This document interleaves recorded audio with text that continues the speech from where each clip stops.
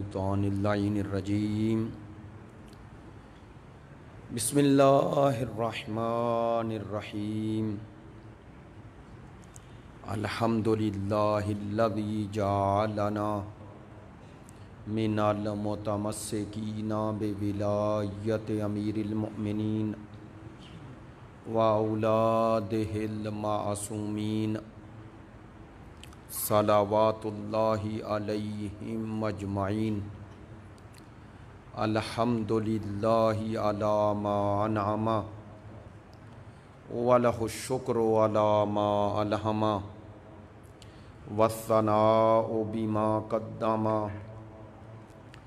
والصلاة والسلام والتحیۃ والاکرام علی سیدنا و مولانا حبیبنا و حبیب قلوبنا شفیعنا ابی القاسم محمد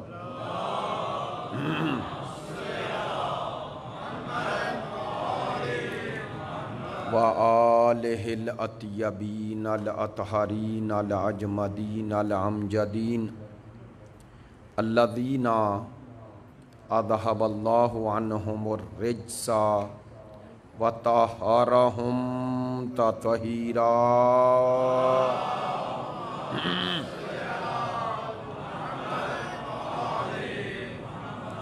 واللعنۃ الدائمۃ علی منکری فضائلہم وغاصبی حقوقہم من الآن الی قیام یوم الدین اما بعد فقد قال سبحانہ وتعالی فی کتابہ المجید وخطابہ الحمید وہو اصدق الصادقین وقولہ الحق بسم اللہ الرحمن الرحیم یا ایہا النبی انا ارسلناک شاہدا ومبشرا ونذیرا وداعیا الی اللہ بإذنہ وسراجا منیرا صدق اللہ العلی العظیم ان اللہ وملائکتہ یصلون علی النبی یا ایہا الذین آمنوا صلوا علیہ وسلموا تسلیما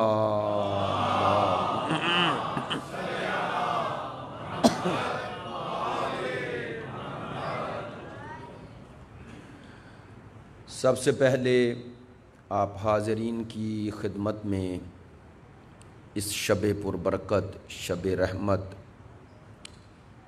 پروردگار عالمین کی رحمت کل کا اور اس ہستی کا جسے عالمین کے لیے پروردگار نے رحمت بنا کے بھیجا ہے، اس ہستی سے منسوب شب ہے، اور یہ کہوں تو بالکل مبالغہ نہیں، بلکہ اگر یہ جملے کہوں تو حق بھی ادا نہیں ہوتا کہ آج کی شب وہ شب ہے کہ بدو کائنات سے لے کر ختم کائنات تک، ابتدائے ہستی سے لے کر انتہائے ہستی تک نہ ایسی شب آئی ہے نہ آئے گی۔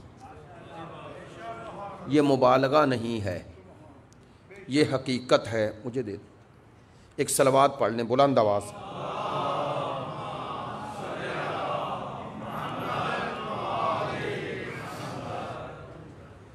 ایسی شب نہ آئی ہے نہ آئے گی، یہ کوئی مبالغہ نہیں، یہ کوئی ایسی بات نہیں ہے جس کے اس بات کے لیے مجھے کسی دلائل کی ضرورت ہو، بلکہ یہ وہ حقیقت ہے جسے ہر مسلمان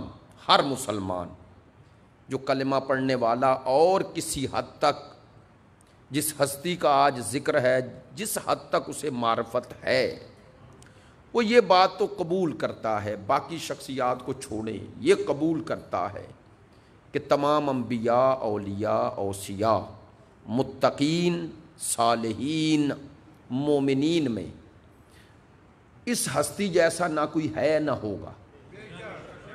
یہ آپ سب کا ایمان ہے یا نہیں ہے نا؟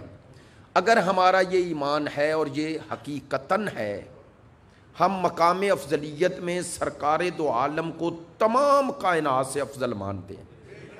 اب تمام کائنات میں ہر معصوم بھی آتا ہے. ہم باقی معصومین کو سرکار دو عالم کے مرتبے اور مدارج حفظ مراتب میں سرکار کے بعد مانتے ہیں. ایسا ہی ہے نا؟ ہم نفس رسول کہتے ہیں مولا علی کو، لیکن رسول کو نفس علی نہیں کہتے. کاش میری بات پہنچ جاتی. ہم مولا کائنات کو نفس رسول کہتے ہیں لیکن رسول کو نفس علی نہیں کہتے. کیوں؟ چونکہ مقام افضلیت میں پہلے مصطفیٰ ہے پھر مرتضیٰ ہے. بس ہمارے کلمے اور ہمارے عقیدے کی ترتیب یہی ہے کہ بعد از خدا بزرگ توئی، قصہ مختصر. جب اس جیسی کوئی ہستی نہیں آئی تو اس ہستی کی آمد سے جو شب منسوب ہو جائے، اس شب جیسی شب کہاں ہوگی؟ آپ کو میرے یہ جملے کم و بیش یاد ہوں گے کہ جو میں ہر معصوم کی ولادت باسعادت کی شب میں عرض کرتا ہوں کہ ہر وہ شب جو کسی معصوم کی آمد سے ولادت باسعادت سے منسوب ہو، وہ شب شب قدر سے کم نہیں ہے. ایسا ہی ہے نا؟ باقی شب ہائے معصومین کے بارے میں اگر میں کہتا ہوں تو مجھے پھر تعویل کر کے سمجھانا پڑتا ہے کہ ہر معصوم انسان کامل ہے. اس لیے کہہ رہا ہوں یہ شب قدر سے کوئی شب کم نہیں. مثلا جس شب میں مولا کائنات آئے، جس شب میں امام زمان آئے، ایسا ہی ہے نا؟ لیکن آج کی شب کے بارے میں تو مجھے تعویل کی بھی ضرورت نہیں، چونکہ اگر شب قدر کی عظمتوں میں پروردگار نے یہ بیان کیا ہے کہ انا انزلناہ فی لیلۃ القدر، اور آپ کو میری گفتگو ساری یاد ہوگی، میں نے اکثر عرض کیا ہے لیلۃ القدر ایک الگ حقیقت ہے، نزول قرآن ایک الگ حقیقت ہے. ہمارے شیعہ علماء کا یہ نقطہ نظر ہے، البتہ دوسروں کا بھی یہی ہے کہ لیلۃ القدر نزول قرآن سے پہلے تھی، اسی لیے قرآن اس شب میں آیا. انا انزلناہ فی لیلۃ، یہ فی کا معنی عربی میں کیا ہوتا ہے؟ مثلا آپ سب کہاں بیٹھے ہوئے ہیں؟ مسجد میں. تو مسجد پہلے ہے یا آپ پہلے آئے ہیں؟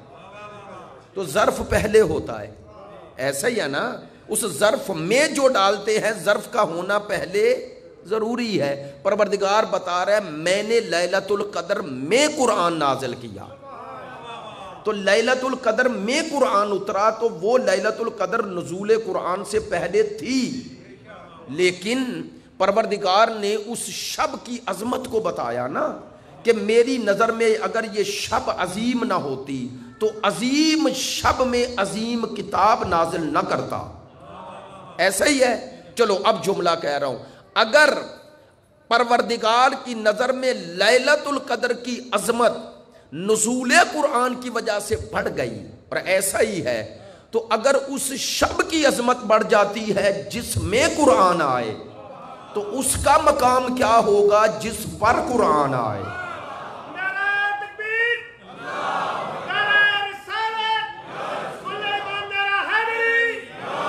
بھائی ایسا ہی ہے نا؟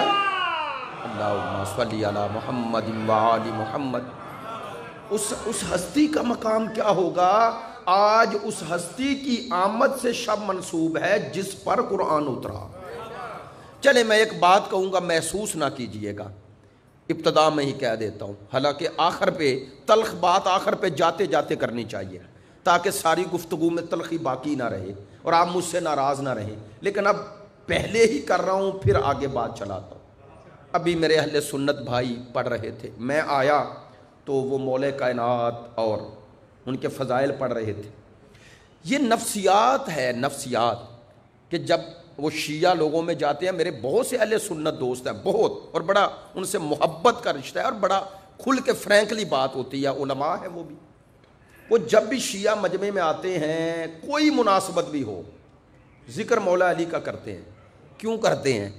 ان کو پتہ ہے آپ ویسے بولیں گے ہی نہیں. معذرت چاہتا ہوں یار، ثابت کریں ہم مرتضیٰ سے بڑھ کے مصطفیٰ کو مانتے ہیں. میری بات کو محسوس نہ کیجیے گا بھائی. کیوں؟ وہ اہل سنت مجمع میں پڑھ رہے ہوتے تو اینڈ مولا علی کے ذکر پہ نہ کرتے.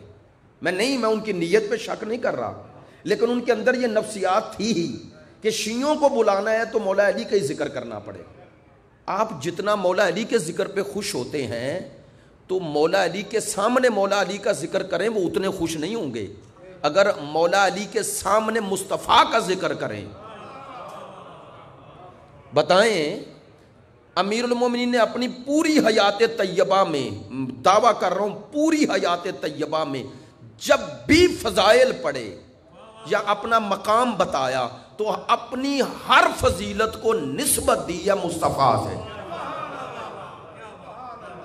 ایسے ہی نہیں ہے، ہر فضیلت کو سرکار کی طرف پلٹایا.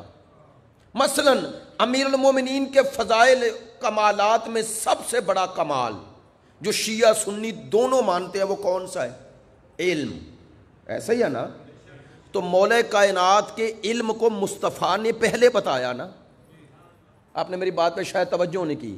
امیر المومنین کا مقام علم کیا تھا یہ مولا نے بعد میں بتایا. سلونی کا دعویٰ امیر المومنین نے بعد میں کیا اور سرکار نے مقام علم علی پہلے بتایا. اگر آپ تک بات نہیں پہنچی تو وضاحت کر دیتا ہوں. سرکار نے انا مدینۃ العلم والی بابوہا پہلے فرمایا. ایسا ہے یا نہیں؟ تو سرکار بتا رہے تھے میں شہر علم اور علی اس کے در ہیں. یہ سرکار نے فرمایا نا. تو شہر اور در دونوں کا ذکر کیا نا. مولا کائنات نے جو علم لوگوں کے سامنے آیا، لے ایک جملہ کہہ رہا ہوں، جو علم سامنے آیا سرکار امیر المومنین کا لوگوں کے سامنے، جتنے خطبات ہیں مولا کائنات کے وہ سرکار دو عالم کے بعد ہیں. ممبر سے کہہ رہا ہوں سرکار دو عالم کی حیات طیبہ میں مولا علی نے ایک خطبہ بھی نہیں دیا. میں اس انداز میں بات اس لیے کر رہا ہوں کہ اب میں بھی آپ کے مزاج سے آشنا ہو گیا ہوں. نہیں، بات سمجھانا چاہتا ہوں اس لیے کہہ رہا ہوں، عرض اس لیے کر رہا ہوں. آپ ماشاءاللہ بہت محترم ہیں اور واللہ میں 2 جگہ ہیں جہاں پر تھوڑا کوشش کرتا ہوں کہ بات ایسی کروں جس میں وزن ہو. ایک G9 اور ایک یہ، باقی جگہ الگ ہے، ان کا ایک اپنا مزاج ہوتا ہے. آپ بات زیادہ سنتے ہیں اس لیے مجھے خوشی ہوتی ہے. اس لیے کہہ رہا ہوں، عرض کر رہا ہوں جو بات آپ کی خدمت میں کہ جتنے خطبات ہیں مولا کائنات کے یہ نہج البلاغہ کی شکل میں، آپ جانتے ہیں کہ مولا نے ساری زندگی میں صرف یہی 250 خطبہ دیا تقریباً؟ نہیں. مسعودی نے لکھا ہے کہ میرے زمانے میں، وہ سید رضی سے 200 سال پہلے ہیں بلکہ 300 سال پہلے، انہوں نے کہا میری زندگی میں لوگوں میں مولا علی کے 400 خطبے شہرت رکھتے تھے. تو پتہ چلا مولا کے خطبے اس وقت اگر 400 تھے، ہم تک اگر پہنچے ہیں تو کم پہنچے ہیں نا. تو مولا نے اپنی حیات طیبہ میں جتنے خطبے بھی دیے 400 تو انہوں نے مانے. تو محتاط اندازے کے مطابق بھی اگر میں بات کروں 500-600 خطبہ مولا کائنات نے دیا. اور آپ نہج البلاغہ میں پڑھ لیں، بعض خطبے 3-3 4-4 صفحات پر ہیں یا نہیں ہے نا. خطبہ متقین دوسرے خطبات ہیں. یہ جتنے خطبات مولا کائنات نے دیے ایک خطبہ بھی سرکار کی موجودگی میں ارشاد نہیں فرمایا. رسالت مآب کی حیات میں ارشاد. تو کیا وجہ ہے؟ سنیں، میں اپنی طرف سے بات نہیں کر رہا، کوئی خطابت نہیں کر رہا.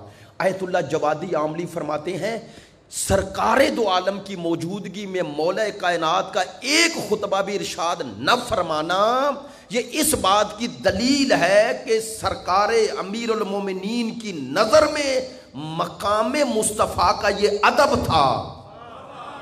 ہائے ہائے ہائے ہائے کہ جب تک میرا استاد ہے شاگرد نمایاں نہ ہو. ہائے ہائے فرماتے ہیں یہ مقام ادب مصطفیٰ تھا. حالانکہ سرکار تو اپنی حیات میں فرما کے گئے کہ میں شہر علم اور علی اس کا در ہیں، ہوں گے نہیں. تو سرکار کی حیات میں ہی مولا کائنات در شہر علم تھے، لیکن کوئی ثابت کرے کہ رسول خدا کی موجودگی میں مولا نے کہا جو جی میں آئے مجھ سے پوچھو، بتائیں؟ مولا کائنات نے سرکار دو عالم کی حیات طیبہ میں یہ دعویٰ کیا؟ نہیں کیا نا، تو اس کا کیا معنی ہے؟ یہی معنی ہے۔ اب آئیں، جس مرتضیٰ کی نظر میں یہ مقام مصطفیٰ ہو، یہ مقام ادب تھا، اگر مولا کائنات خطبہ دیتے بھی تو حرام کوئی کام تھوڑا ہی تھا، لیکن یہ امیر المومنین کی نظر میں عظمت سرکار تھی کہ سرکار کی موجودگی میں نے اپنی لب کشائی نہیں کرنی۔ لو بھائی شیعہ سنی بھائی دونوں کو پیغام دے کے آگے بڑھ رہا ہوں۔ اب جنہوں نے مصطفیٰ ایسے مرتضیٰ سے لیا ہو، کاش بات پہنچ جائے، ایسے مرتضیٰ سے مصطفیٰ لیا ہو کہ جو صلاحیت رکھتے ہوئے بھی ادب مصطفیٰ میں زبان نہ کھولے، جن کی نظر میں یہ مقام مصطفیٰ ہو، سوچو ان کی نظر میں مصطفیٰ کیا ہے؟ لہذا اسی لیے ہم کہتے ہیں کہ امیر المومنین نے قرآن مجید کی اس آیت کا عملی نمونہ پوری حیات میں رہے۔ کون سی؟ سورہ حجرات کی اس آیت کا، یا ایھا الذین آمنوا لا ترفعوا اصواتکم فوق صوت النبی، اے ایمان والو اپنی آوازوں کو رسول کی آواز سے بلند نہ کرنا۔ بات پہ توجہ ہو گئی ہے؟ چلے ایک جملہ اور کہوں، میں نے مولا علی کے فضائل نہیں پڑھنے، میں نے سرکار دو عالم کی عظمت مرتضیٰ سے مصطفیٰ تک کے ذہن آپ تک پہنچانی ہے، تاکہ آپ کو پتا چلے کہ سرکار کے فضائل بیان ہوں تو اس پر بھی خوش ہونا اس سے بڑی عبادت ہے جتنا ذکر علی پہ خوش ہونا۔ ایسا ہی ہے، ہاں یہ تاثر ختم ہونا چاہیے۔ ماہ ربیع الاول، اب میں بات تلخی کر رہا ہوں، ہے بھی حقیقت، ماہ ربیع الاول ماہ مصطفیٰ ہے۔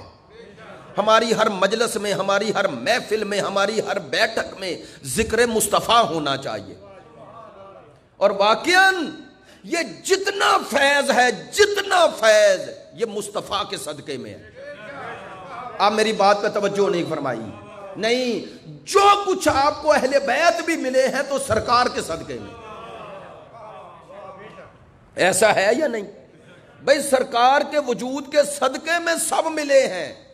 اگر 12 ملے تو 12 رسول کے وارث ہیں، تو اگر رسول ہی نہ ہوتے تو وارث کیسے ہوتے؟ اگر اصل نہ ہوتی تو فرق کیسے ہوتی؟ اگر منوب ان ہو نہ ہوتا تو نائب کہاں ہوتا؟ اگر خلف سے پہلے سلف نہ ہو تو خلیفہ کیسے ہوتا؟ ایسا ہی ہے نا؟ تو مقام افضلیت میں جتنے فضائل ہیں وہ جس ہستی کی طرف پلٹتے ہیں اس ہستی کا نام مصطفیٰ ہے۔ یہ ہے، اگر اس حقیقت کو ہم درک کر لیں تو خدا کی قسم میلاد النبی 13 رجب سے کم نہ ہو، میلاد النبی 13 رجب سے بلکہ زیادہ ہو۔ ہم دنیا کو سمجھائیں کہ ہم ذکر مرتضیٰ کرتے ہی اسی لیے ہیں کہ ہمیں مرتضیٰ نے مصطفیٰ سمجھایا ہے۔ کیسے سمجھایا؟ کیسے سمجھایا؟ چلیں، آپ نے وہ علماء سے سنا ہوگا، میں تو ایک طالب علم ہوں، جب مولا کائنات نے دعویٰ سلونی کیا اور کہا جو جی میں آئے پوچھیں، تو اس کے بعد ایک جملہ ارشاد فرمایا، لوگوں نے تعجب کیا، اتنا علم، اتنا علم، اتنا علم، تو کہنے لگے ھذا ما زکانی رسول اللہ زکن زکا، یہ علم مجھے میرے رسول نے دیا ہے۔ کاش اس لفظ کی معنویت اور عظمت کا احساس ہو جائے۔ کہنے والے علی ہیں اور کہہ رہے ہیں مجھے رسول نے دیا ہے۔ نہیں توجہ ہوئی؟ اگر علم لینے والی ذات مرتضیٰ جیسی ہو تو سوچو جو علم دے گا وہ کیسا ہوگا۔ چلیں بات ایسے عرض کرتا ہوں، ہمیشہ جو جسے دیتا ہے اس سے پہلے اس کے پاس ہوتا ہے، اور لینے والا اپنے ظرف کے مطابق لیتا ہے۔ ایک بات، دوسری بات، اس مجمع میں آپ سب کی سطح علمی ایک جیسی نہیں، ایسا ہی ہے نا؟ میں طالب علم ہوں، میری جگہ پر کوئی بڑا عالم آ جائے تو توجہ فرمائیں گے، اس کی بات کو سمجھنے کے لیے، اس کی بات کی تہ تک پہنچنے کے لیے کم از کم اتنی علم کی بلندی تو ہونی چاہیے نا. ایسے ہی ہے. اب میں طالب علم بھی بات کر رہا ہوں تو سب کا معیار سماعت اور معیار فہم و فراست ایک جیسا نہیں ہے نا. تو سب جو لے رہے ہیں وہ اپنے ظرف کے مطابق، اور ایسے بھی مجمع میں ہوں گے جن کا مطالعہ مجھ سے زیادہ ہو. اب جن کا مطالعہ مجھ سے زیادہ ہے میں ان کے لیے کوئی نئی بات نہیں کر سکتا. بھائی میں اپنی عاجزی انکساری نہیں، حقیقت بیان کر رہا ہوں ممبر سے. جن کا علم مجھ سے زیادہ ہے ان کے لیے میری بات میں کوئی نئی چیز نہیں ہوگی. توجہ. تو وہ تبرکن تو بیٹھ جائیں گے، لیکن وہ اٹھ کے یہ نہیں کہیں گے کہ بھائی اس نے جو کہا ہم نے سنا ہی نہیں. توجہ ہے. لیکن جن لوگوں کا علمی سطح نیچے ہے اس شخصیات سے وہ تو کہیں گے بھائی بہت اچھی باتیں کی. ایسا ہی ہے نا. کہنا کیا چاہتا ہوں، علم دینے والا علم لینے والے سے اگر بلند نہ ہو تو علم دینے والے کو متاثر نہیں کرتا. آئے آئے. اب سوچو کائنات میں جس سے مرتضی متاثر ہو جائے. اب کائنات میں پہلے مولا کا معیار علم سوچو کہاں ہے. اب بتاؤں جملہ عرض کروں، مولا نے سلونی کا دعویٰ اپنی خود نمائی کے لیے نہیں کیا، مصطفیٰ کی شناخت کے لیے کیا ہے، تاکہ دنیا سمجھے کہ جب میرے علم کی برابری کائنات میں کوئی نہ کر سکا تو اب میں دعویٰ کر رہا ہوں میں نے سب کچھ مصطفیٰ سے لیا ہے.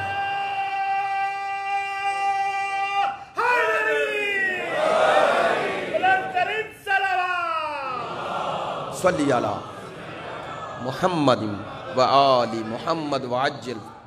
ایسا ہے یا نہیں؟ امیر المومنین فرما رہے ہیں مجھے یہ علم، اور کیسی نزاکت، کیسی لطافت، لفظوں میں بھی کیسی عربی نقطہ نظر سے کیسے الفاظ امیر المومنین نے فرمائے. ھذا ما ذکّنی رسول اللہ ذکّن. یہ علم مجھے سرکار نے ایسے دیا جیسے فاختہ بچے کو دانا دیتی ہے. فاختہ بچے کو دانا دیتی ہے. اب کہتے ہیں یہ جو کہا نا مجھے ایسے دیا جیسے فاختہ بچے کو دانا دیتی ہے، بعض علماء نے ایک ذوقی پہلو نکالا. فرمایا مولا نے یہ جو فرمایا اس میں بھی ایک پیغام ہے.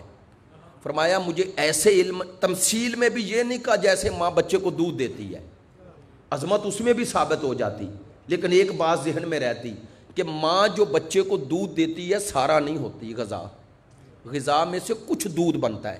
ایسا ہی ہے نا. اب مجھ سے بہتر جاننے والے میڈیکل والے جانتے ہیں جو غذا کھاتی ہے ماں خون اور خون سے دودھ، تو ساری غذا تھوڑی بچے کو پہنچ جاتی ہے، وہ پروسیس سے گزر کے بچے کو بہت کم پہنچتی ہے نا. تو باقی تو غذا جسم میں جذب بھی ہو جاتی ہے، ضائع بھی ہو جاتی ہے. ایسا ہی ہے نا. اس کا پورا پروسیس جو جسم میں ہے وہ طے کرتا ہے نا. ایسا ہی ہے. لیکن فاختہ کسی دور کی بھی ہو، جب بچے کو دانا دیتی ہے تو ادھر سے لیتی ہے، تبدیلی کیے بغیر اپنے بچے کو دے دیتی ہے. سوچئے گا. بس فرما رہے ہیں مصطفیٰ اور مرتضیٰ کا رابطہ ایسا تھا. فرمایا باقی سب کو مصطفیٰ نے اتنا دیا جتنا کسی کا ظرف تھا، لیکن میری ظرف کی وسعت اتنی تھی کہ جتنا لیا تبدیلی کیے بغیر سارا دے دیا. سارا دے دیا. اور کتنا دیا؟ لو بھائی سننے، خدا کی قسم بعض اوقات بندے نے سوچا، میں نے آیت بھی اور پڑھی، اسی آیت پہ کچھ کہنا چاہتا. اب بات سے بات ایسے نکل رہی ہے کہ وہ بات سرکار کے محور میں ہی گھوم رہی ہے، سید الانبیاء کے محور میں ہی گھوم رہی ہے. لیکن اب اس پہلو کو اس حوالے سے عرض کر دوں تو اور پہلو آپ کے سامنے عظمت کا آ جائے گا. امیر المومنین نے یہ علم سرکار سے لیا. اچھا، لینے کا اعلان کیا، میں نے لیا، سید الانبیاء سے لیا، تاکہ علم دینے اور لینے والے کی عظمت سامنے آ جائے. لیکن پوچھنے والوں نے یہ بھی سوال کیا، یا علی آپ کو سرکار نے کتنا علم دیا؟ تو جواب میں کہا تمہیں کیسے بتاؤں، کیسے سمجھاؤں. نہیں توجہ ہوئی. فرمایا کیوں؟ کہا سمجھنے کے لیے میری جگہ پہ آنا پڑے گا اور میری جگہ پہ تم آ نہیں سکتے. فرمایا اگر علم لینے والے جیسے بھی ہوتے تو پتہ چل جاتا دینے والے کی عظمت کیا ہے. فرمایا نہ جس نے علم دیا تم اس جیسے ہو سکتے ہو، نہ جس کو دیا اس جیسے ہو سکتے ہو. تو یا علی ہمیں کیسے سمجھائیں گے؟ فرمایا ایسے سمجھاتا ہوں. فرمایا سرکار نے مجھے جو علم دیا ایک در مجھ پہ کھولا، لفظ بھی ایسے ہیں، مجھ پر ایک در کھولا، اور فتح تو میں نے ایک در سے الف بابن، میں نے ایک در سے 1000 کھول دیے. آپ نے یہیں پر میں نے حقیر نہیں عرض کیا تھا 2 سال پہلے کہ سرکار امیر المومنین نے یہ جو فرمایا نا کہ سرکار دو عالم نے ایک باب کھولا، میں نے ایک سے 1000 کھولے، تو ایک میں 1000 ہوں تو کھلتا ہے، اگر ایک ہی ہوتا تو 1000 نہ کھلتے. تو لفظ ایک بھی کہا 1000 بھی کہا، ان دونوں میں نسبت کیا ہے بتایا. دینے والے نے 1000 ایک میں بند کر کے دیا اور میں نے اسی 1000 کو کھول دیا. کیوں کھولا؟ فرمایا مجھ سے علم لینے والے تم تھے، مصطفیٰ سے لینے والا میں تھا.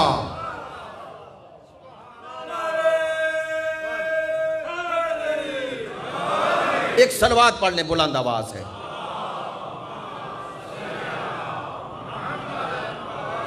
اچھا، سرکار دو عالم وجہ تخلیق کائنات مقصود حیات رحمت للعالمین. واقعاً جیسے اہل بیت مظلوم ہے ویسے سرکار مظلوم ہے، امت میں مظلوم ہے ہر حوالے سے، مرتبے کے حوالے سے، حق کے معرفت کے حوالے سے. سرکار کا حق بھی ادا نہیں ہوا، نہ اہل بیت کا حق ادا ہوا، نہ سرکار دو عالم کا حق ادا ہوا، واللہ نہیں ہوا. چلے میں شب ولادت باسعادت ہے، شب عید اللہ الاکبر ہے، اس میں کوئی ایسی بات نہیں کرنا چاہتا، لیکن بات تو یہ ہے آپ کے غور و فکر کے لیے یہ جملہ کہنے کی جسارت کر رہا ہوں. جتنی اہل بیت پہ مصائب اور مشکلات آئی ہیں، کیا وہ مصائب و مشکلات سن کے آپ کو قلبی اذیت، دکھ، تکلیف ہوتا ہے یا نہیں ہوتا ہے نا؟ محرم کے ایام میں، ایام شہادت ائمہ میں، عاشور کے دن آپ گریا کرتے ہیں، ایسے ہی ہے نا؟ تو ایک عام مومن شیعہ کی جو عاشور کے دن کیفیت ہوتی ہے وہ دیکھنے والے کو پوچھنا نہیں پڑتا تو غمناک کیوں ہے، ایسا ہی ہے نا؟ ہم سب کی کیفیت عاشور کے دن مثلا 1443 ہجری کا ابھی گزرا ہے، یہ عاشور گزرا 10 محرم 1443 ہجری، تو 1443 ہجری میں سے 60 سال نکال دیں، 61 سال نکال دیں تو وہ تقریباً 1350 سال، ایسے ہی ہے نا؟ 1350 سال پہلے واقعہ ہوا ہے نا، ایسا ہی ہے نا؟ میں کہنا کیا چاہتا ہوں، معذرت چاہتا ہوں، میں پلٹتا ہوں، لیکن صرف سرکار کی مظلومیت آپ تک پہنچانا چاہ رہا ہوں کہ اگر ہم سوچیں کہ آج 1443 ہجری میں 1350 سال بعد عام شیعہ مومن عاشور کے دن ذکر حسین سن کے اتنے دکھ میں آتا ہے جس نے واقعہ کربلا دیکھا ہی نہیں، تو سوچیں سرکار پہ کیا گزر رہی ہے. یہ جتنی اہل بیت پر ظلم ہوا، اس مظلومیت کو آپ اور میں جتنا بھی درک کریں سرکار کے برابر ہے. آپ کی سید الانبیاء کی جو محبت حسین سے ہے، ہم میں سے کوئی سوچ بھی سکتا ہے کہ اس تک پہنچیں گے؟ ایسا ہی ہے نا؟ برادر فرما رہے لا یمکن، واقعاً ایسا ہے. جناب حضرت سیدہ سے جو سید الانبیاء کو نسبت ہے وہ کسی اور کو ہے؟ اچھا چلیں ادھر ایسا ہے، ادھر سے ادھر جو نسبت ہے وہ کسی کی ایسی ہے سرکار سے؟ آپ سب اولاد رسول بھی ہوں پھر بھی امام حسین سے بلند آپ ہیں. اس نسبت سیادت میں بھی کوئی دعویٰ کر سکتا ہے میں حسین سے زیادہ رسول کے قریب ہوں؟ نہیں کر سکتا. حسنین کریمین سے کوئی قریب نہیں. یہ جملہ صرف میں نے اس لیے کہا کہ تاکہ اس حوالے سے بات جاتی ہے باہر بھی بات پہنچ جائے. یہ جتنے اہل بیت پہ ظلم ہوئے حقیقت میں یہ ظلم سرکار پہ ہوئے. لے ہے سرکار مظلوم ہے، مقام و مرتبے کے اعتبار سے بھی مظلوم، اور اگلا جملہ سرکار کی جتنی تبلیغ ترویج دین تھی، سرکار کا یہ مقصد تھوڑا تھا کہ امت مسلمہ اس طرح ذلیل ہو۔ آج امت ذلت میں ہے یا نہیں؟ من حیث المجموع ذلت میں ہے، پستی میں ہے، تو سرکار یہ چاہتے تھے؟ بولیے تو صحیح بھائی، میں چاہتا ہوں شب عید ہے، ہر پہلو کوئی نہ کوئی ذکر ہو جائے، کچھ نہ کچھ غور و فکر کا در بھی کھلے نا، کھلے نا۔ سرکار ایسا نہیں چاہتے تھے۔ آج بھی جو حالت ہے، اس حالت کو سرکار دیکھ کر خوش ہے؟ میں یہی بس کہوں گا، یہ بھی اذیت ہے سرکار کو کہ میری امت کی یہ حالت، اگرچہ اس حالت کا سبب وہ نہیں، ہم ہیں، لیکن دکھ ادھر ہے، تکالیف ادھر ہے، تو اس دکھ میں بھی سرکار مظلوم ہے۔ اس لیے عرض کر رہا ہوں، سرکار کا جتنا ذکر ہو، ہر مناسبت سے ہو، وہ کم ہے۔ کاش ہم اپنی محافل، اپنی مجالس میں نقطہ مرکزی سرکار کو بنائیں، سرکار کو بنائیں۔ ہر فضیلت اہل بیت کی سرکار کی طرف پلٹتی ہے، ہر فضیلت کا سرچشمہ مصطفیٰ ہے، ہر فضیلت کا سرچشمہ مصطفیٰ ہے۔ اور میں اکثر یہ جملہ کہتا ہوں، اور میرا جملہ نہیں، آیت اللہ جوادی عاملی کا ہے، فرماتے ہیں اگر مقام نبوت اور رسالت سمجھ میں آ جاتا تو کبھی امامت کو گرایا نہ جاتا۔ آپ نے توجہ نہیں فرمائی۔ فرماتے ہیں اگر سمجھا جاتا کہ وہ ہستی کیسی ہے تو پھر امت کو فکر ہوتی اس ہستی کا وارث کیسا ہونا چاہیے، کیسا ہونا چاہیے۔ اچھا، سورہ احزاب کی آیا نمبر 44 اور 45، 44 اور 45، صرف ترجمہ اور ایک دو اشارہ کرتا ہوں اور انشاءاللہ گفتگو تقریباً مکمل ہو جائے، آپ تک ہر پہلو پہنچ گیا۔ آخری پہلو سرکار کی عظمت پر ایک جملہ کہوں اور قرآن سے کہوں۔ پروردگار عالمین فرما رہا ہے، یا ایھا النبی، اے نبی، پہلا منصب ذکر ہو گیا۔ توجہ فرمانی ہے، ایک آیت میں کتنے منصب اللہ ذکر کر رہا ہے، منصب اور سرکار کے کمالات پروردگار ذکر کر رہا ہے، میں نہیں، میں روایت نہیں پڑھ رہا، آیت پڑھ رہا ہوں۔ یا ایھا النبی، اے نبی، انا ارسلناک، ہم نے آپ کو بھیجا، ارسلہ، ارسلہ سے ہی رسول ہے، نبی رسول۔ اچھا، یا ایھا النبی انا ارسلناک، ہم نے آپ کو بھیجا ہے، ارسال کیا، رسول بنایا، پہلے نبی کہا، پھر رسول کہا، پھر شاہدن، گواہ بنا کے۔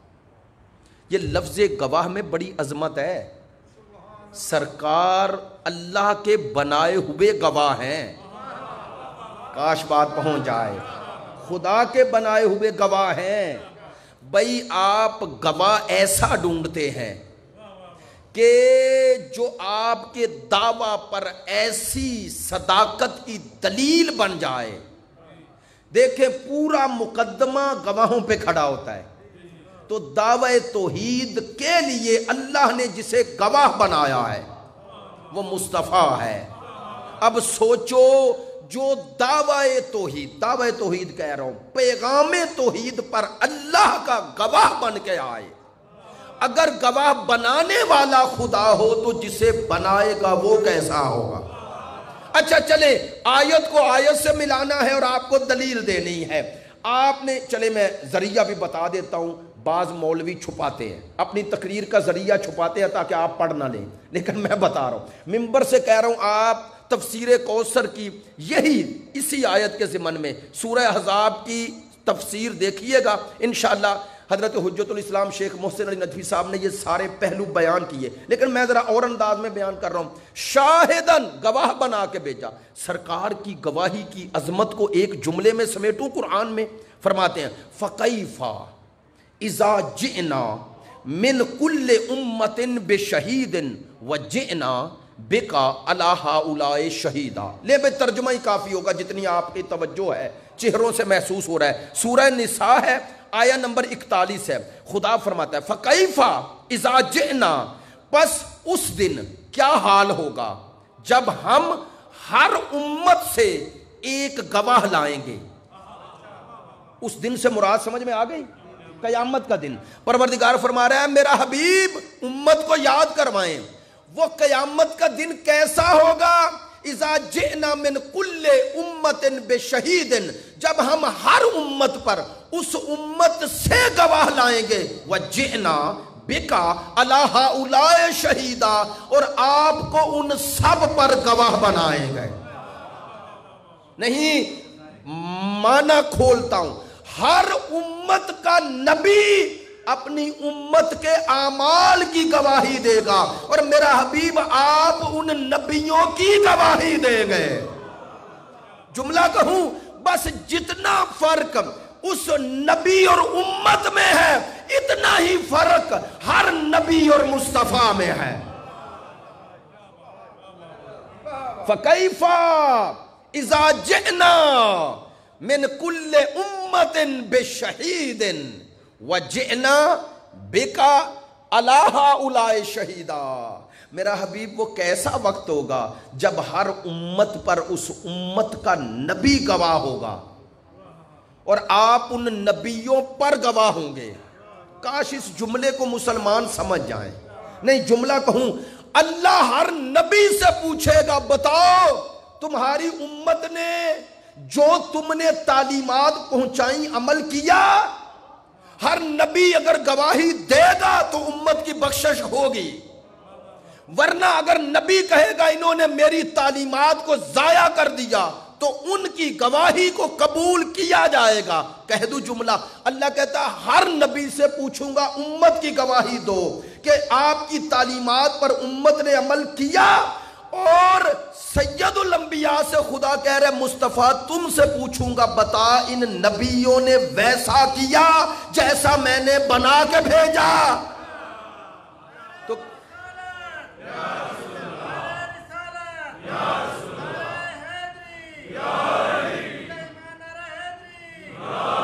جس کی اللہ جس کی جنبش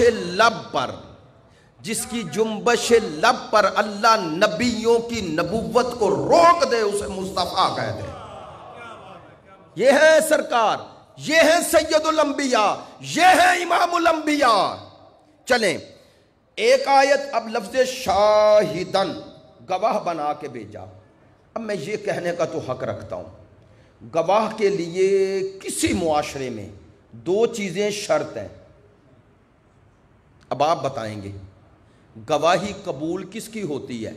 جس نے کبھی دیکھا ہی نہ ہو، واقعے کا ذکر کرے لیکن دیکھا نہ ہو. میں نے جان بوجھ کے الٹ کہا ہے، آپ پریشان ہو گئے.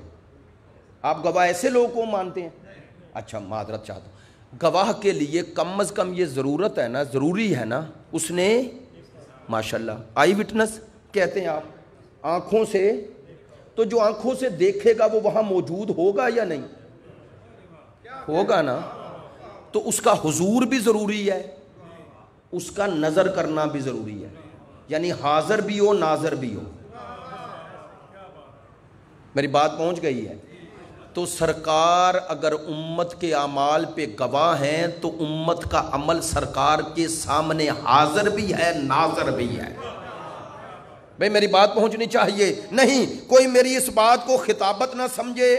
میں چاہتا ہوں کہ آیت کو آیت سے ہی حل کریں، روایت نہ پڑھی جائے، آیت ہی پڑھیں. سورہ احزاب کی آیت پڑھی، سورہ نساء کی آیت پڑھی. سورہ احزاب کی آیت نمبر 44 اور 45 پہلے جملے پہ ہی میں رکا ہوا ہوں، شاہدن آپ کو گواہ بنا کے بھیجا. توجہ رہیں. پھر میں نے سورہ نساء کی آیت نمبر 41 پڑھی کہ پروردگار فرماتا ہے ہر نبی کو امت پہ گواہ بناؤں گا، ان کی امت پہ، اور آپ کو وجئنا بک علی ہؤلاء شہیدا، آپ کو ان پر گواہ بناؤں گا. تیسری آیت سورہ توبہ کی آیا نمبر ہے 105، سورہ توبہ آیا نمبر 105. ترجمہ کر رہا ہوں، آیت پڑھتا ہوں اور آپ انشاءاللہ اس ترجمے سے ہی سمجھ جائیں گے جو میں نے ابھی عرض کیا. خدا مند متعال فرما رہا ہے وَقُلِ اعْمَلُوا فَسَيَرَى اللَّهُ عَمَلَكُمْ. میرا حبیب کہہ دیجئے لوگو اعملوا عمل کرو، فَسَيَرَى اللَّهُ عَمَلَكُمْ، اور ان قریب اللہ تمہارے عمل کو دیکھے گا۔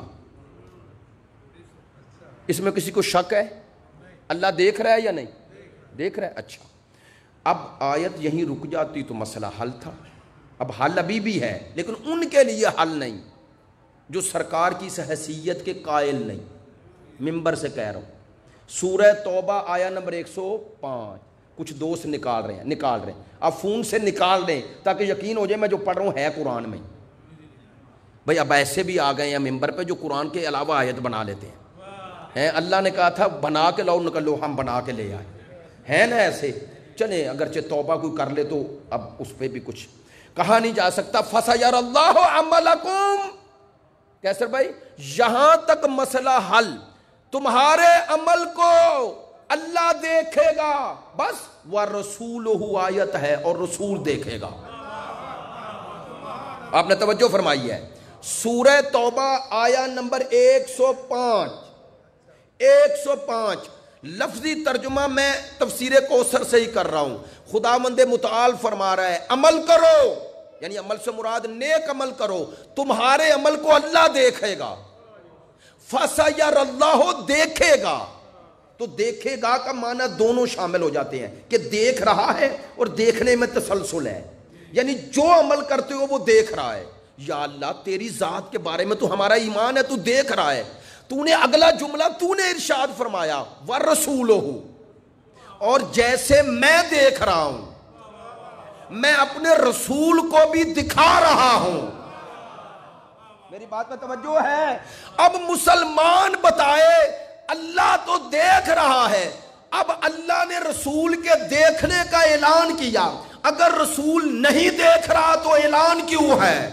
اور اگر دیکھ رہے ہیں تو بتاؤ مصطفیٰ ہمارے اعمال پہ ناظر ہیں یا نہیں ہے؟ بھئی جو نعوذ باللہ مر جائے، مٹی میں مٹی ہو جائے، وہ تو اپنی ذات کو نہیں دیکھتا، دوسروں کو کیسے دیکھے گا؟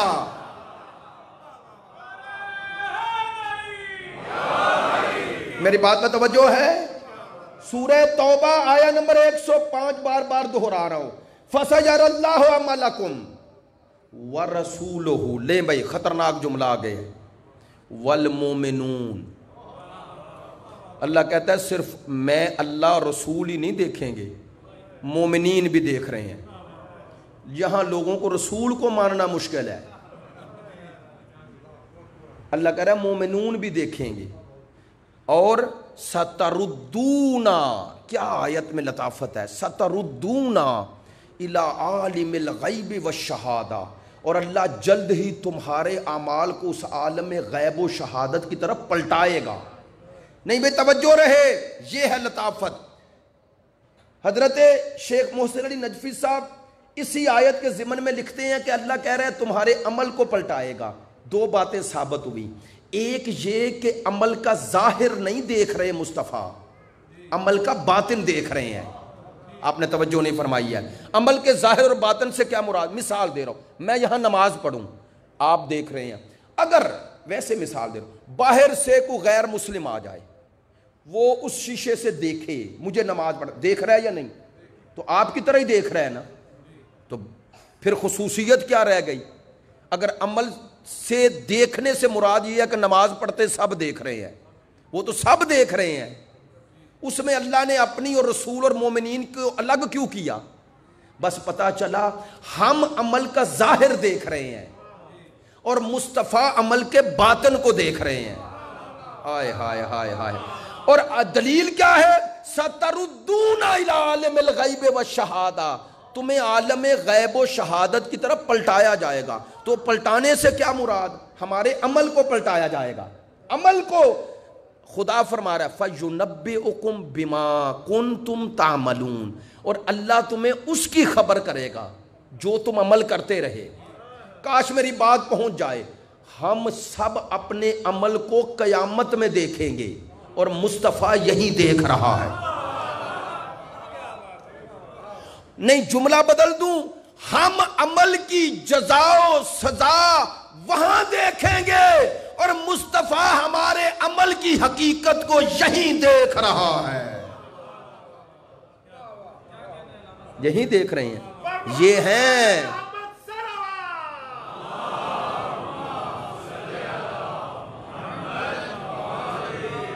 میری بات پہ توجہ ہے میری بات پہ. میں ایک طالب علم ہوں.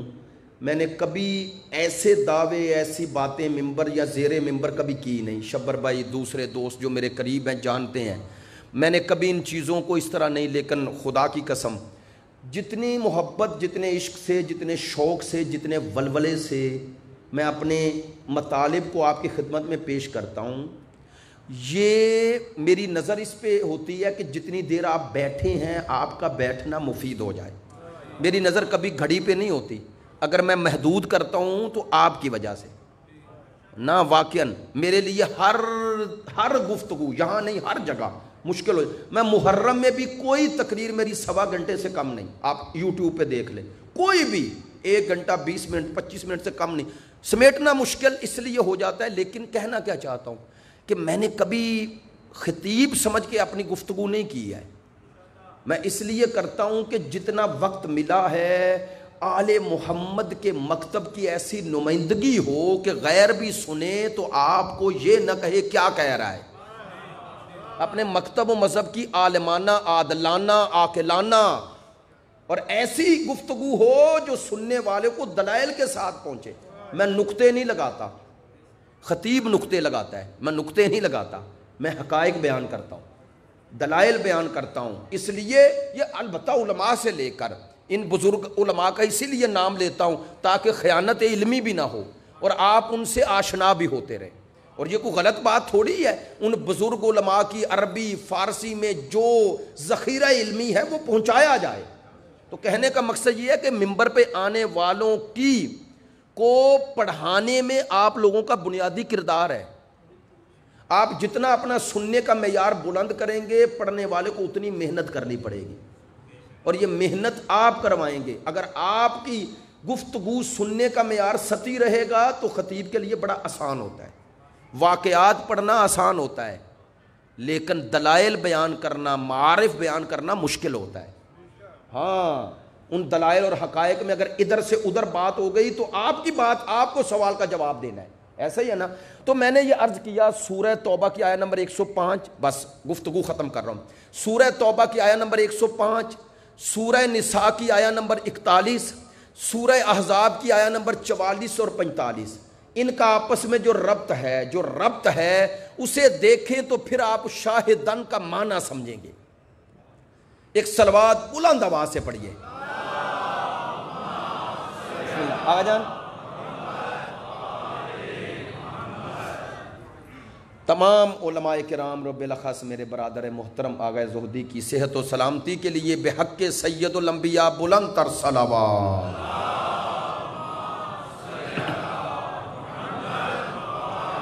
شاہدن, آپ کو گواہ بنا کر بھیجا. گواہ تو سرکار دو عالم ہم پر گواہ ہیں. یہ ایک جملہ ہی بس پیغام بھی ہو جائے گا, عظمت بھی سرکار کی سامنے آ گئی. یہ ایک جملہ ہی دو مطالب سمجھنے کے لیے کافی ہے. ایک سرکار کی عظمتیں بتانے کے لیے, سمجھنے کے لیے کہ گواہ ہیں. دوسرا اپنی تربیت کے لیے کہ ہمارا ہر عمل اپنے سرکار کے سامنے موجود ہے.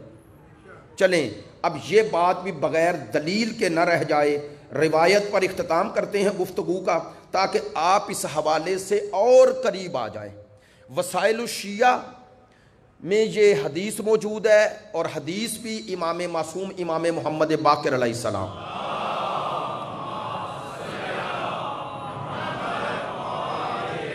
اسی آیت کے ضمن میں یہ حدیث ہے. اسی فَسَيَرَ اللَّهُ قُلِ اعْمَلُوا فَسَيَرَ اللَّهُ عَمَلَكُمْ وَرَسُولُهُ وَالْمُؤْمِنُونَ, عمل کرو ان قریب تمہارے عمل کو اللہ رسول اور مومنین دیکھیں گے. ایک جملہ کہہ دوں, مومنین لفظ ہے, مومنون لفظ ہے. معصوم سے پوچھا گیا یہ مومنون سے مراد کون ہے؟ ایک ہی جملہ کہنا, وضاحت انشاءاللہ پھر آیا تو جب معصومین کے حوالے سے کوئی گفتگو ہوئی تو عرض کر دوں گا. مومنون سے مراد کون ہے؟ معصوم نے فرمایا اس مومنون سے مراد وہ نہیں جن کے ایمان اور عمل میں نقص ہے. فرمایا اس مومنون سے مراد وہ ہیں جو حقیقت ایمان تک پہنچے ہوئے ہیں۔ فرمایا نہ جن کا ایمان ناقص ہے نہ عمل ناقص ہے۔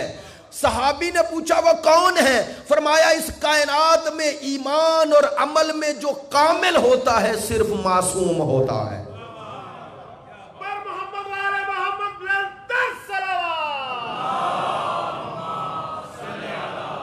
فرمایا اس سے مراد ہم ہیں۔ تو اب آپ کے اور میرے لیے تو اور خطرناک مسئلہ ہو گیا۔ اللہ عمل دیکھ رہا ہے اور خدا کہہ رہا ہے میں یہ عمل تمہارا رسول اور رسول کے اوصیاء کو دکھا رہا ہوں۔ اب یہ ہے روایت وسائل الشیعہ، معصوم سے پوچھا گیا، اب معصوم فرما رہے انا اعمال العباد تعرض علی نبیکم کل عشیت خمیس فلیستحیی احدکم ان یعرض علی نبیہ العمل القبیح۔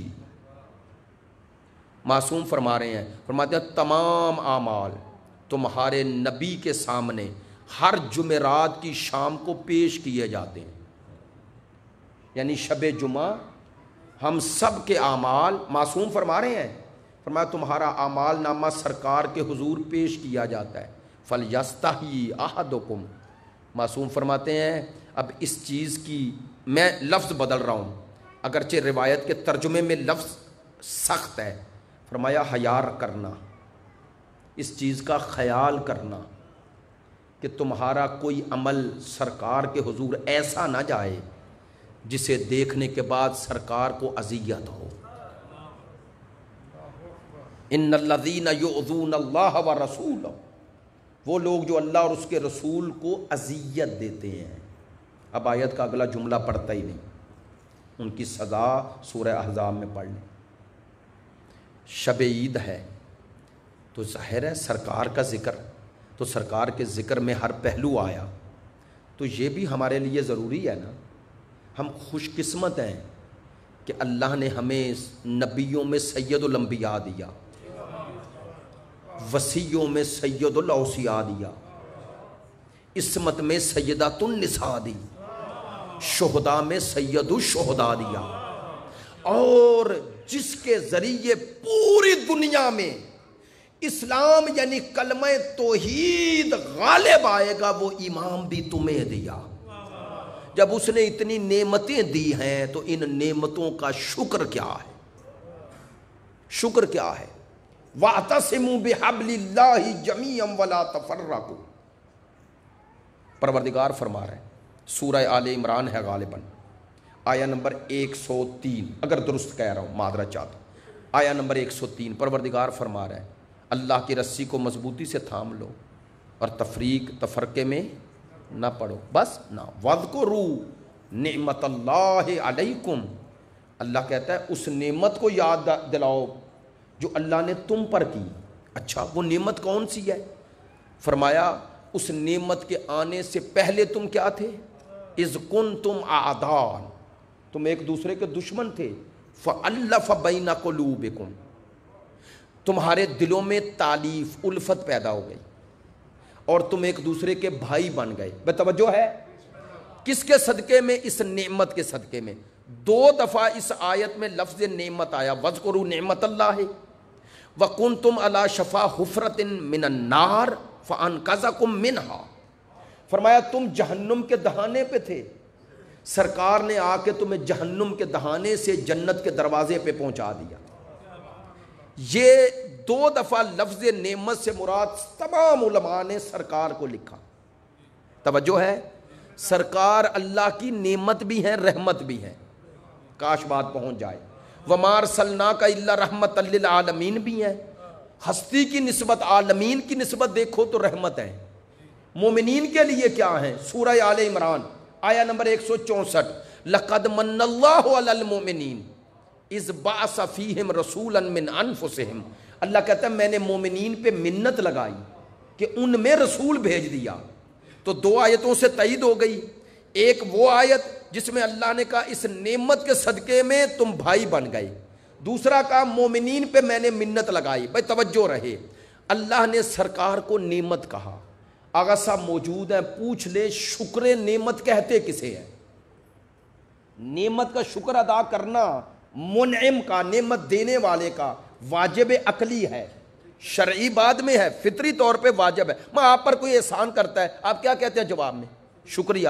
تو یہ شکریہ جو ادا کرتے ہیں ہر معاشرے میں ہے یا نہیں؟ یہی دلیل ہے کہ یہ عقلی اور فطری تقاضا ہے منعم انعام دینے والے کا شکر ادا کرنا۔ بے توجہ ہے آپ کی انشاءاللہ۔ شکر نعمت کسے کہتے ہیں؟ بس کسی نے کہا اور آپ نے کہا شکریہ یا شکر، الحمدللہ اللہ کا شکر ہے کہ جس نے ہمیں مصطفیٰ دیے، ہو گیا شکر ادا؟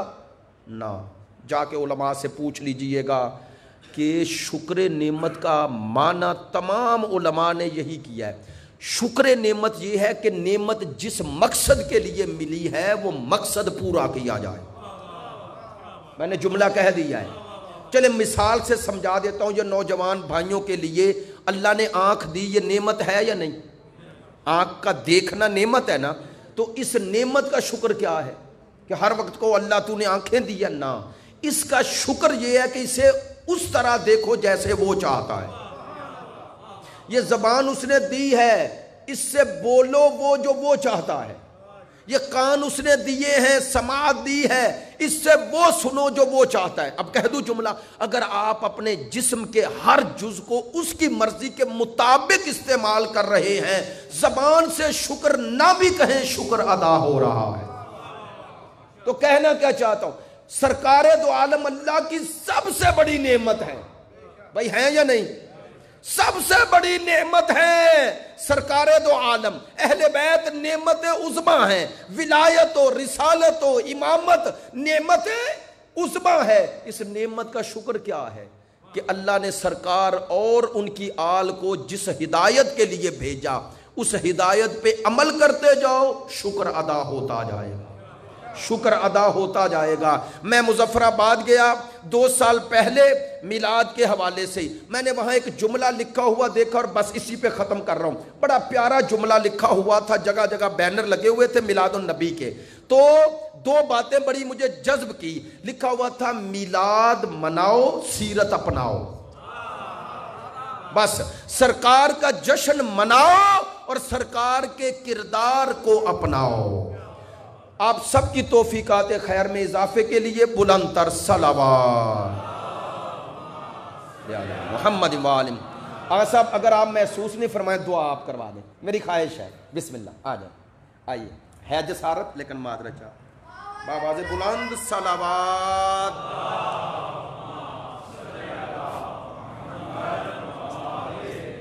آپ کا بھی حصہ ہو جائے گا۔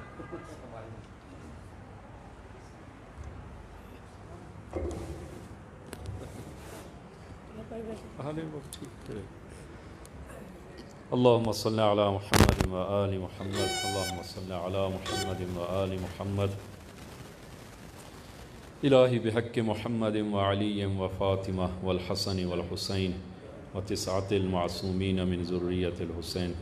خدایا بحق رسول خدا کہ جس نعمت عظمیٰ کا برادر عزیز ذکر فرما رہے ہیں، خدایا اس کی شکر کی توفیق عنایت فرما۔ خدایا بحق زہرا، بحق رسول خدا کہ جن کے میلاد کے لیے عزیزان یہاں تشریف فرما ہیں، خدایا ہم سب کو سیرت و کردار رسول خدا عنایت فرما۔ خدایا بحق زہرا، میں ایک واقعہ فقط وہ عرض کرتا ہوں کہ مدینہ میں کسی کی انگوٹھی گم ہوئی اور ایک مسلمان کو انگوٹھی ملی، تو اس نے ڈھونڈنا شروع کیا کہ یہ کس کی انگوٹھی ہے، تو ڈھونڈتے ڈھونڈتے اس کو معلوم ہوا کہ یہ کسی یہودی کی، فلاں یہودی کی انگوٹھی ہے۔ وہ اس یہودی کے پاس گیا اور کہا کہ تمہاری کوئی انگوٹھی گم ہوئی ہے؟ تو کہا کہ ہاں میری انگوٹھی گم ہوئی ہے۔ کیا علامت ہے؟ علامات بتائیں اور اس کو انگوٹھی واپس کی۔ اس یہودی نے مسلمان سے پوچھا کہ یہ بتاؤ کہ تمہیں معلوم ہے کہ یہ انگوٹھی قیمتی ہے؟ تو کہا مجھے معلوم۔ تو کیا تمہیں احتیاج اور ضرورت بھی تھی، محتاج بھی تھے؟ کہا محتاج بھی ہوں۔ تو پھر تمہیں یہ بھی معلوم کہ یہودی کی انگوٹھی ہے؟ کہا یہ بھی معلوم۔ تو پھر تم نے واپس کیوں کی؟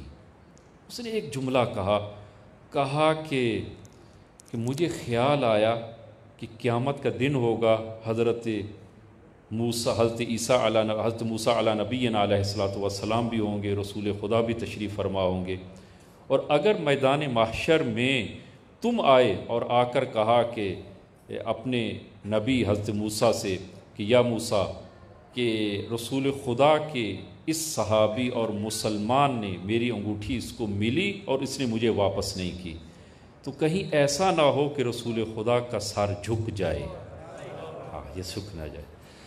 وہ شرم و حیا کی بات کہ انشاءاللہ خداوند عالم ہمیں توفیق کی عنایت فرمائے کہ جو اہل بیت سے بھی یہ حدیث کہ ہمارے لیے وہ عزت کا باعث بنو، ہمارے لیے ننگ و عار کا باعث نہ بنو، اور خداوند عالم ہمیں توفیق عنایت فرمائے کہ قیامت کے دن رسول گرامی اسلام اپنی اس امت پر اور ہم پر فخر کریں، اور اہل بیت علیہم الصلوۃ والسلام وہ اپنا شیعہ ہونے کا یہ لقب ہم سب کو عنایت فرمائیں۔ خدایا بحق زہرا، بحق رسول خدا، تمام مومنین و مومنات جہاں تشریف فرما ہیں سب کی حاجات شرعیہ کو پورا فرما۔